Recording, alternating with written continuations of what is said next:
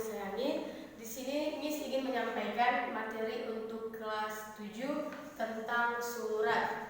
Surat dibagi menjadi dua, surat pribadi dan surat dinas. Tapi sebelum kita masuk ke surat pribadi dan surat dinas, Miss ingin beritahu ke kalian apa itu pengertian surat. Surat itu sarana komunikasi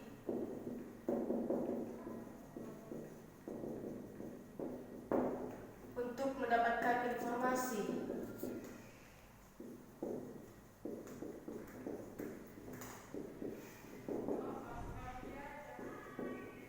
Dan perlu kalian ingat, surat itu adalah sarana komunikasi untuk mendapatkan informasi. Kemudian kita bahas yang pertama tentang surat pribadi. Surat pribadi yang mau kita bahas nanti ada pengertian, jenis surat, kemudian ciri-ciri surat pribadi, dan cara menulis surat pribadi.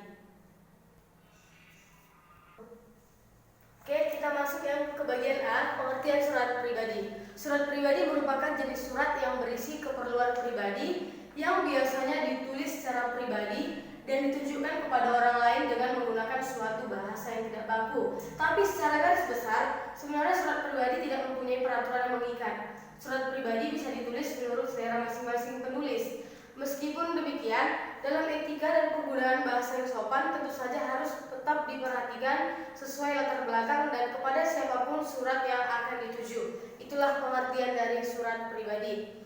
Kemudian yang B, ada macam-macam surat pribadi. Yang pertama, ada surat pribadi yang isinya bersifat kekeluargaan. Contohnya itu seperti surat antar kerabat,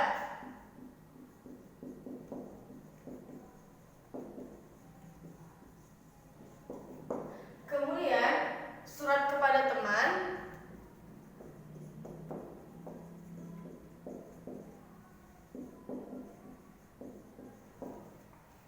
dan yang terakhir surat kepada orang tua.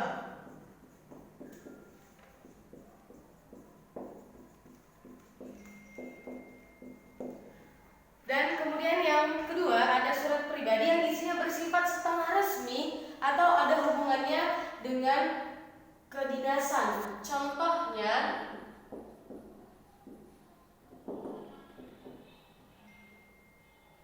surat izin tidak masuk sekolah,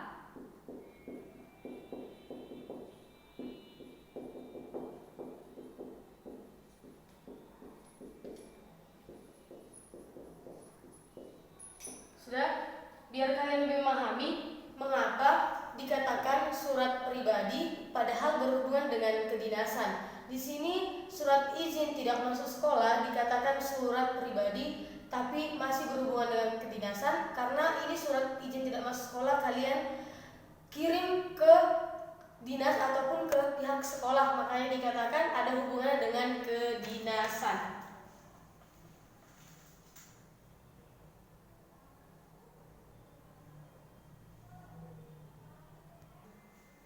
Oke, kita lanjutkan C, cara menulis surat pribadi. Kalau membuat surat pribadi, kalian harus memperhatikan yang pertama, agar dapat menulis surat pribadi dengan baik dan benar, kita harus menggunakan beberapa pedoman untuk menulis surat pribadi. Yang pertama, kalian harus mengetahui bahwa surat pribadi itu tidak menggunakan kop surat. Kemudian, penulisan tanggal surat memakai nama tempat. Ini dalam surat pribadi. Kemudian tidak menggunakan nomor surat. Dalam surat pribadi kalian tidak mencantumkan nomor surat. Menggunakan salam penutup dalam surat pribadi. Kemudian tidak menggunakan tembusan. Kalau dikatakan tembusan berarti ada yang mau ditujukan ataupun ada yang harus dilihat. Di sini kalian tidak menggunakan dalam penggunaan surat pribadi ataupun dalam menulis surat pribadi.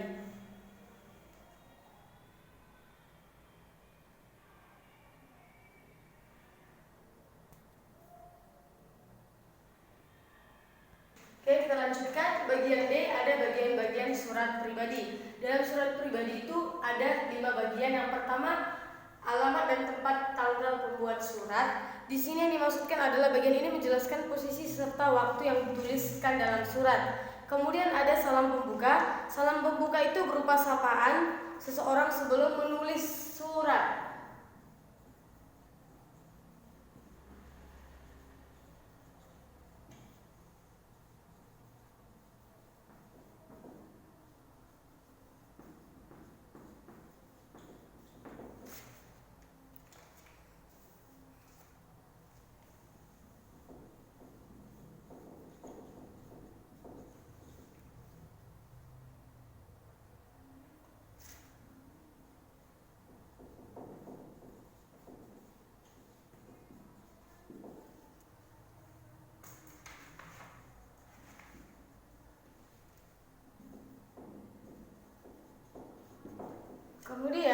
Yang ketiga, ada paragraf pembuka. Paragraf pembuka biasanya pernyataan mengenai kabar.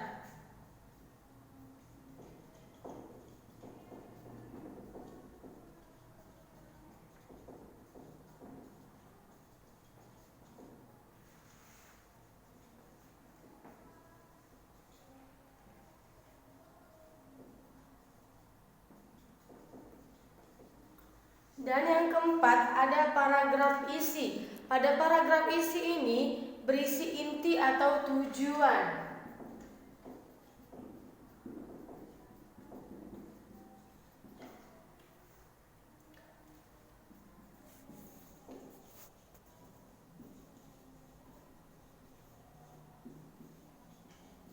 Kemudian yang terakhir, ada paragraf penutup. Paragraf penutup digunakan untuk mengakhiri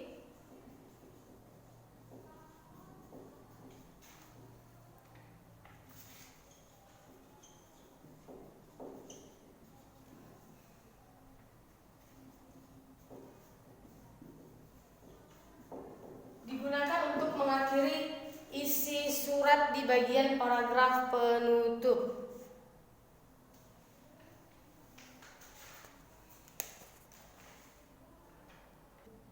Oke, baik. Di sini Miss lanjutkan. Di sini Miss ada tempel ataupun Miss pegang contoh surat pribadi supaya kalian paham bagaimana bagian-bagian surat pribadi. Yang perhatikan, yang pertama ada alamat dan tempat tanggal membuat surat. Ini alamat serta tanggal membuat surat. Ini yang pertama. Kemudian salam pembuka, sapaan seseorang sebelum menulis surat. Ini sapaan, assalamualaikum warahmatullahi wabarakatuh, atau halo Vi, gimana kabarmu, itu berupa sapaan. Dan kemudian kita lanjutkan salam paragraf pembuka. Paragraf pembuka itu, maaf sebelumnya, ini paragraf pembuka. Halo Vi, gimana kabarmu, baik-baik saja kan Vi? Aku harap kamu di Surabaya berada dalam keadaan yang sehat. Semoga kamu dan keluargamu juga selalu berada dalam kebahagiaan dan lindungan dari Tuhan. Kemudian ada paragraf isi. Paragraf isi ini berisi inti atau tujuan dibuatnya surat. Tujuannya ini ada di paragraf berikutnya. Vi, kangen sekali aku rasanya. Sudah berapa lama ya Vi kita tidak bertemu? Tepatnya semenjak kita lulus SD dan kamu memutuskan untuk pindah ke Surabaya. Mungkin sudah sekitar 2 tahun yang lalu ya Vi kita terakhir bertemu. Dan sejak saat itu aku tidak pernah lagi mendengar kabar tentangmu. Semoga kamu masih selalu ingat denganku ya Vi. Oh iya Vi, aku ada kabar baik nih buat kamu. Sepertinya aku dan keluargaku berencana datang ke Surabaya untuk mengunjungi saudaraku yang akan menikah di sana. Kemungkinan besar aku akan ikut Vi kalau tidak ada jadwal ujian di sini. Aku harap ketika aku di Surabaya, aku bisa bertemu denganmu ya Vi. Nanti kita main bareng lagi seperti zaman SD dulu. Aku masih ingat sekali dulu saat dimana kamu dan aku mencoba bereksperimen membuat berbagai macam makanan. Walaupun rasanya sedikit aneh dan gosong, tapi kita tetap tertawa sambil memakan makanan itu ya Vi. Tapi kalau sekarang ini aku sudah bisa memasak sedikit-sedikit loh Vi. Jadi kalau nanti aku bertemu kamu, aku sudah siap nih memasak segala jenis makanan. Dan pastinya kali ini nggak gosong lagi dan rasanya juga lumayan lah bisa dinikmati. Itu termasuk ke paragraf isi. Dan paragraf penutup atau digunakan untuk mengakhiri isi. Vi, sekian dulu ya, ini termasuk ke paragraf penutup. Sekian dulu ya kabar dari aku. Sampaikan salamku sama ibumu yang cantik dan baik hati itu ya. Jaga kesehatan terus ya Vi, jangan sakit sampai aku datang ke sana. Sampai bertemu di Surabaya ya Vi. Sahabatmu Abel.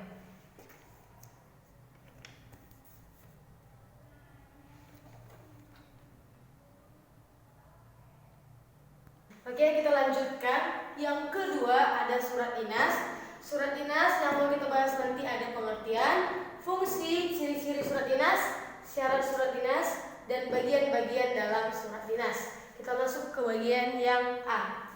Yang pertama ada pengertian surat dinas. Surat dinas merupakan suatu surat resmi yang dibuat oleh instansi atau lembaga dengan tujuan untuk keperluan dinas. Surat dinas isinya ditujukan untuk keperluan kedinasan, baik itu pemerintah atau swasta. Karena fungsi kedinasan tidak hanya berlaku di pemerintah, akan tetapi berlaku juga di instansi atau lembaga swasta. Biasanya isi berupa urusan seperti penyampaian pengumuman, pemberian suatu izin, dan pemberian tugas dari suatu surat dinas. Oleh karena itu, jika terdapat surat yang dikirimkan dari satu pihak ke pihak lain yang isinya berhubungan dengan kepentingan tugas ataupun kegiatan dinas suatu instansi, maka surat seperti itu disebut surat dinas. Kenapa disebut surat resmi? Karena penulisan dalam surat dinas ditulis dengan format memakai bahasa resmi. Itulah dia pengertian dari surat dinas. Kemudian kita masuk ke bagian B. Yang pertama ada fungsi surat dinas sebagai pedoman pekerjaan. Sebagai pedoman pekerjaan seperti instruksi atau pemberian izin.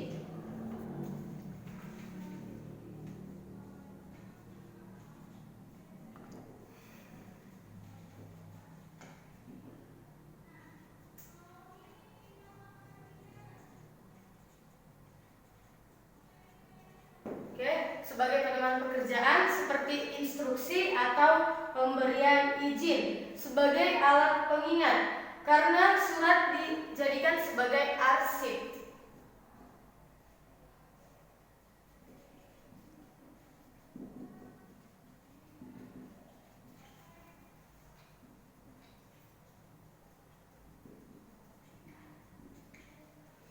Kemudian yang ketiga, sebagai bukti perkembangan suatu instansi ataupun lembaga, dan yang terakhir sebagai alat bukti. Ini penting kalau dalam surat perjanjian.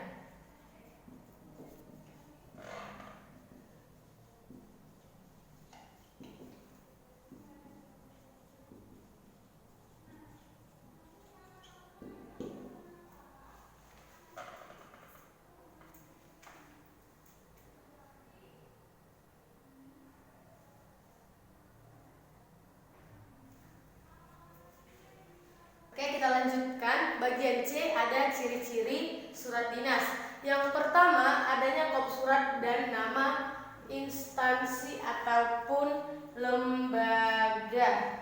Yang pertama, kop surat itu berfungsi sebagai identitas dari perusahaan, lembaga ataupun instansi yang membuat. Biasanya kop surat berisi logo.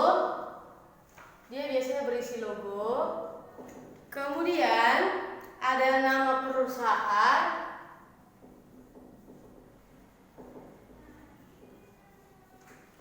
kemudian ada alamat,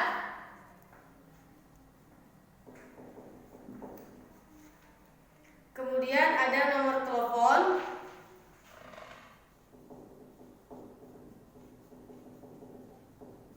itulah kalau kop surat dan nama instansi ataupun lembaga.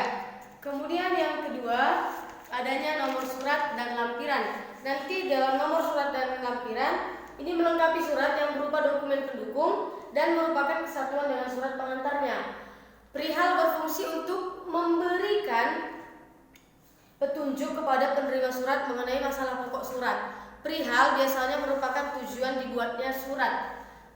Kemudian ini ada yang ketiga, adanya salam pembuka maupun penutup. Salam pembuka ini berfungsi sebagai tanda dibukanya pembicara pada surat dan merupakan salam untuk basa-basi sebagai tanda penghormatan bagi penerima surat. Salam pembuka yang umum digunakan adalah kalimat dengan hormat. Salam pembuka ini biasanya digunakan kalimat dengan hormat.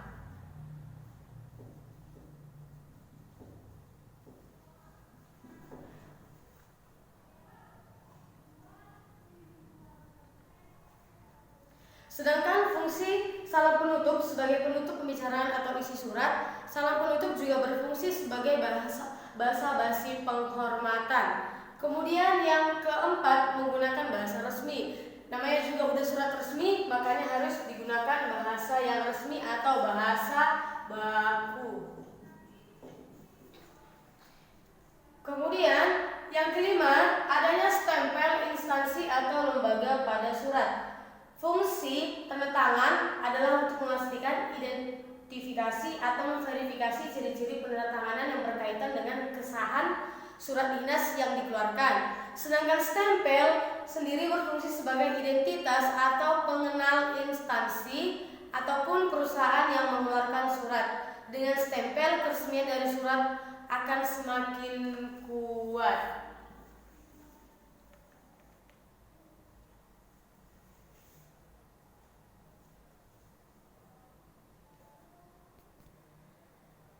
Oke, kita lanjut ke yang D, ada syarat surat dinas. Yang pertama, format dari surat harus teratur sesuai dengan format dinas. Ini harus. Kemudian, isi dari surat tidak terlalu panjang, melainkan harus pada inti. Kemudian yang ketiga, bahasa yang digunakan harus bahasa resmi, sopan, dan mudah dipahami.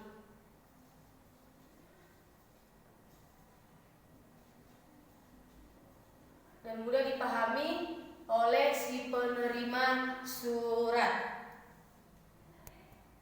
Oke, yang terakhir ada bagian dari surat dinas. Dalam menulis surat dinas kita harus temukan bagian-bagian ini.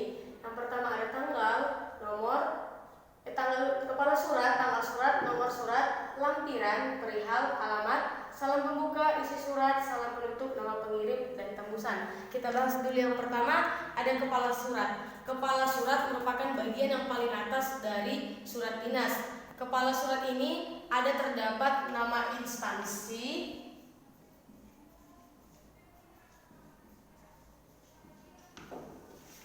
kemudian alamat instansi, dan kemudian logo. Oke, yang kedua ada tanggal surat. Tanggal surat ini memuat tanggal surat dibuat dan tempat dibuatnya surat tersebut. Kemudian nomor surat. Nomor surat merupakan nomor yang digunakan sebagai kode.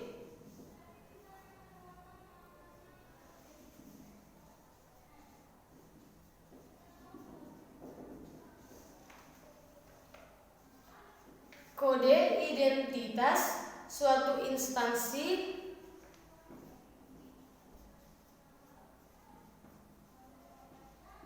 dan tahun pembuatan.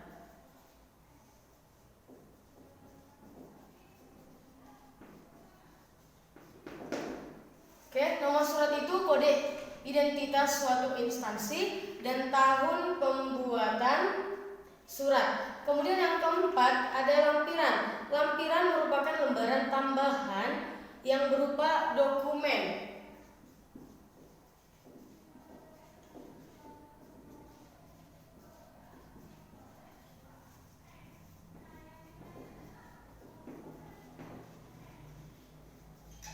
Yang keempat ada lampiran, lembaran tambahan berupa dokumen yang mendukung atau isi dari surat utama. Bila tidak ada, biasanya dikasih tanda strip dalam surat tersebut. Kemudian yang kelima ada perihal. Perihal ini berisi tentang isi pokok surat.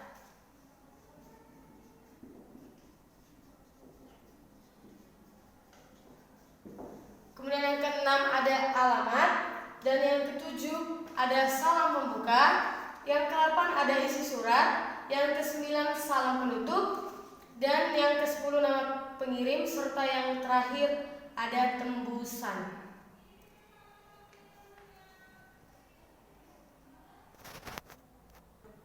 Baik, kita lanjutkan supaya kalian dapat memahami. Di sini Miss ada pegang contoh surat dinas supaya kalian lebih dapat memahami bagian-bagian surat. Yang pertama ada kepala surat. Inilah dia yang dimaksudkan dengan kepala surat. Kemudian di sini ada tanggal surat.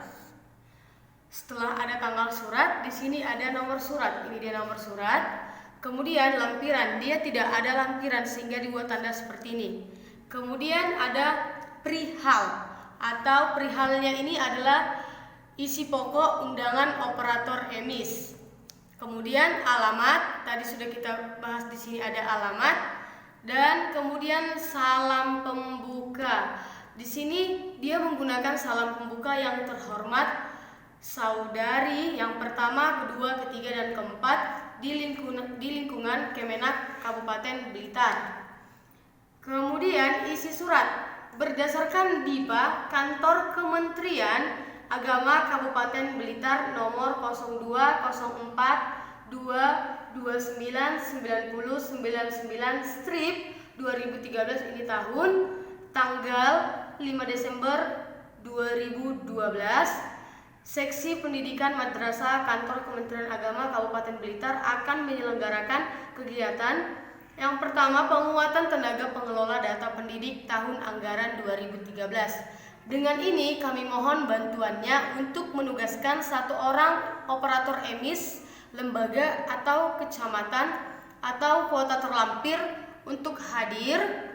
Kemudian di sini dibuat hari dan tanggal Rabu 20 November 2013 pukul 8 WIB, tepatnya di Aula Kemenak Kabupaten Blitar, dan keterangannya yang pertama membawa surat tugas, kemudian membawa laptop dan membawa format Excel emis yang sudah dikirim. Kemudian di sini ada salam penutup. Salam penutup dia menggunakan demikian, atas perhatian dan kerjasamanya disampaikan terima kasih. Kemudian nama pengirim, ini dia nama pengirimnya, IL Musli SPD MA. Kemudian di sini supaya menyatakan surat ini surat resmi, tadi kita sudah bahas bahwasanya ada stempel. Ini ada stempel, dan kenapa ini dikatakan surat resmi? Inilah dia logonya, dan di sini ada menggunakan yang terakhir tembusan Kepala Kemenak Kabupaten Blitar sebagai laporan.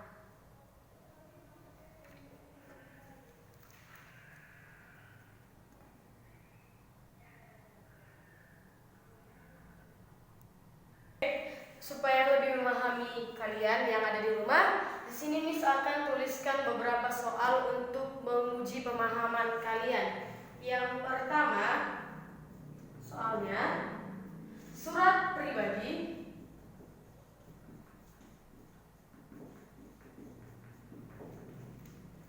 adalah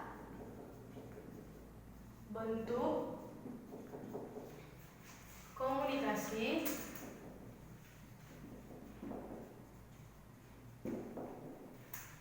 interaksi antara titik-titik-titik. Yang A, ada pengirim dan penerima.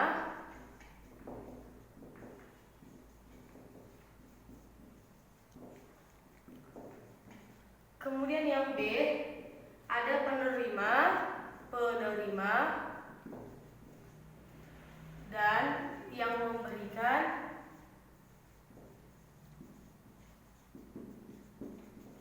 Kemudian yang C, individu dan kelompok.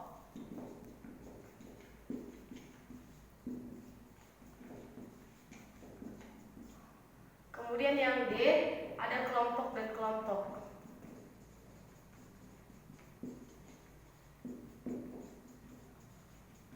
Oke, kita kembali ke soal. Surat pribadi adalah bentuk komunikasi interaksi antara kita ke yang D dulu, kelompok dan kelompok. Mungkin kalian sudah tahu, ini tidak menjadi jawaban nomor 1. Kemudian individu dan kelompok, ini juga tidak menjadi jawaban nomor 1. Yang B, penerima dan yang memberikan. Penerima dan yang memberikan itu tidak termasuk ke dalam komunikasi interaksi. Dan jawabannya adalah A, pengirim dan si penerima. Oke, kita lanjutkan ke soal nomor 2. Surat dinas berisi tentang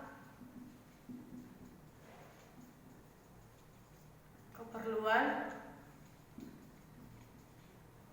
dinas yang bersifat titik-titik-titik. Yang A, individu. Kemudian yang B, kelompok. Yang C, resmi, yang D tidak resmi. Oke, baik, kita kembali ke soal. Surat dinas berisi tentang keperluan dinas yang bersifat, di sini sudah ada kata surat dinas. Tadi sudah kita pelajari bahwa surat dinas itu surat yang resmi. Berarti jawabannya adalah C, surat resmi.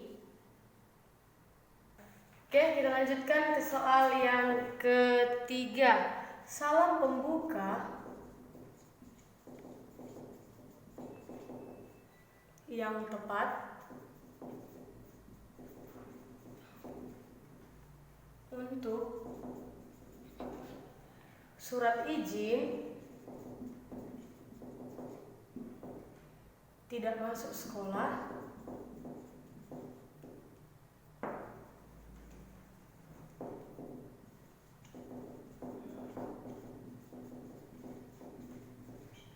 adalah yang A, ada dengan hormat. Kemudian yang B, hormat saya. Yang C, assalamualaikum.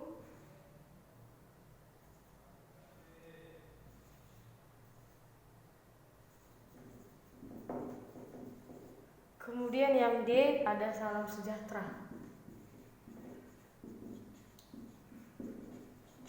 Oke, tadi kita sudah bahas salam pembuka untuk surat izin tidak masuk sekolah.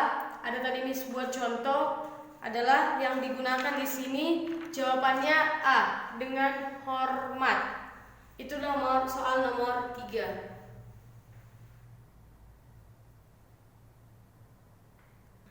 Oke, kita lanjut untuk soal berikutnya, soal nomor 4. Penulisan tempat dan tanggal surat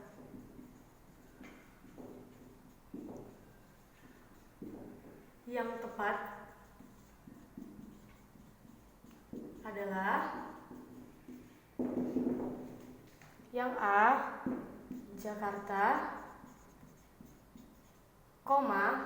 25 Februari 2020.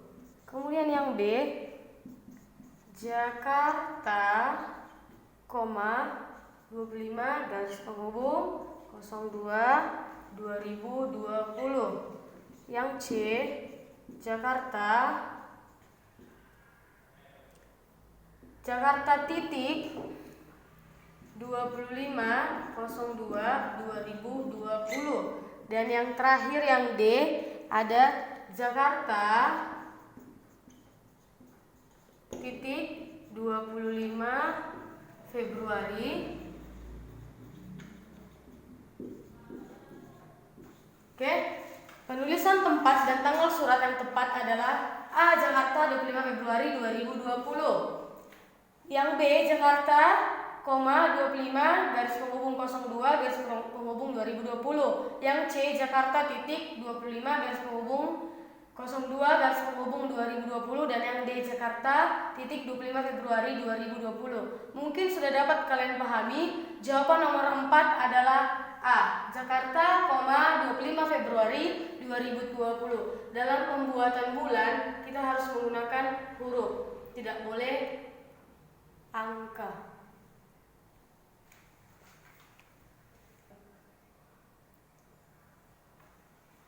Oke, baiklah anak-anak Miss, demikianlah materi yang Miss sampaikan dan beberapa soal yang Miss sampaikan di sini.